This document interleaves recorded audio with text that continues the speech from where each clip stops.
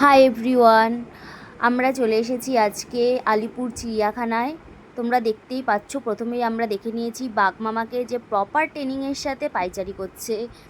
তারপর এখানে আমি আর দিদি একটু ঢং করছিলাম, নিজেদের ছবি তুলছিলাম, তারপর ভিডিও করছিলাম, নিজেদেরই হয়তো চিড়িয়াখানায় এসে জন্তু ভাবছিলাম।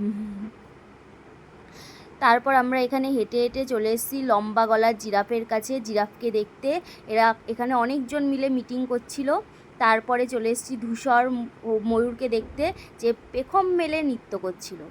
তারপর এখানে এশিয়ান লায়ন, যে ল্যাথ খাচ্ছে, যার মুড অফ। তারপর আমরা চলে এসেছি সজারুকে দেখতে, কাঁটাওয়ালা সজারু। কাঁটাওয়ালা সজারুর কথা মনে পড়লেই আমাদের মনে পড়ে শরদিন্দু বন্দ্যোপাধ্যায়ের লেখা ব্যোমকেশ সিরিজের সজারুর কাটার কথা। তারপরে আমাদের এখানে দেখতে পাচ্ছি হাতিকে, যে নিজের গায়ে বালি ছুঁড়ছে এবং খেলা করছে। তারপর আমি এখানে কিছু ভিডিও শ্যুট করছিলাম। তারপরেই আমরা চলে এসেছি আজকের চিড়িয়াখানার শেষ পর্বে।